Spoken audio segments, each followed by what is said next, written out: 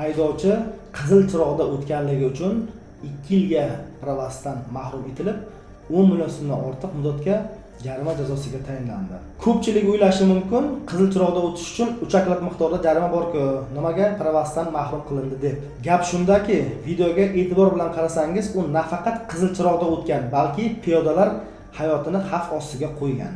Shunga ko'ra uning xatti-harakatlari piyodalar harakatiga tahdid sifatida baholanib, Ma'muriy javobgarlik to'g'risidagi kodeksning 128.10, ya'ni yo'l bezorligi sifatida malakalanib, 2 yil muddatga transport vositalarini boshqarish huquqidan mahrum qilindi hamda unga 10 million 300 ming so'm miqdorida jarima jazosi tayinlandi. Shunga ko'ra, hurmatli haydovchilar, arzimagan soniyalarni deb o'zingizni va boshqalarning hayotini xavf ostiga aslo qo'ymang. Ushbu videoni qizil chiroqda to'xtamasdan o'tib ketadigan haydovchilarga yuborib qo'yamiz.